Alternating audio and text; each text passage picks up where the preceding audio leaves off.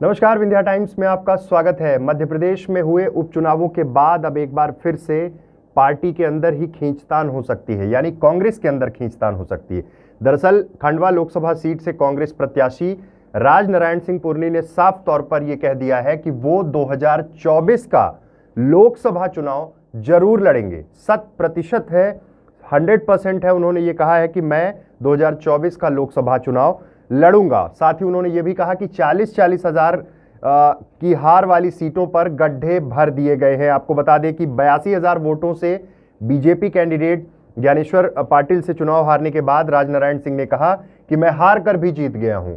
उन्होंने साफ तौर पर यह संकेत दे दिया कि 2024 में वो एक बार फिर से ताल ठोकेंगे और 100% तय है कि वो चुनाव लड़ेंगे। उन्होंने 2024 का चुनाव लड़ने का ये ऐलान कर दिया।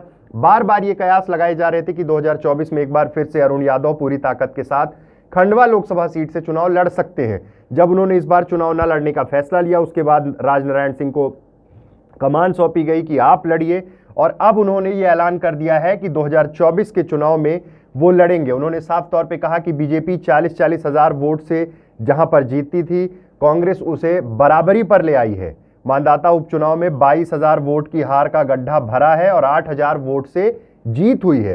कुल 2 लाख वोट कवर किए गए हैं। राजनारायण सिंह का बयान उनके विरोधियों के लिए एक संकेत हो सकता है, क्योंकि 2024 के चुनाव में उन्होंने ये साफ तौर पर कह दिया है कि वो ताल ठोकेंगे, यानी वो चुनाव लड़ेंगे। और अपने बयान में उन्होंने स्पष्ट रूप से कहा कि 100% मैं चुनाव लड़ूंगा। 2024 के रण में मैं एक बार फिर से मैदान में होऊंगा।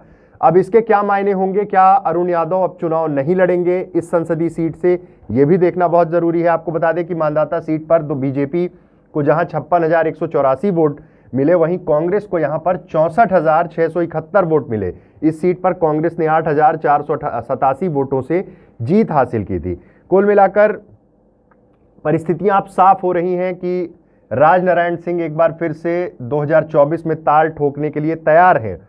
वहीं अरुण यादव की सभाओं को लेकर अब सवाल खड़े हो रहे हैं। दरअसल अरुण यादव खंडवा उपचुनाव के दौरान कमलनाथ के साथ सभाओं में शामिल हो रहे थे, पूर्व नेता प्रतिपक्ष अजय सिंह के साथ शामिल हो रहे थे, लेकिन अकेले उन्होंने सिर्फ एक जनसभा की। इसको लेकर भी अब कहीं ना कहीं अंदर खाने चर्चा शुरू हो गई है।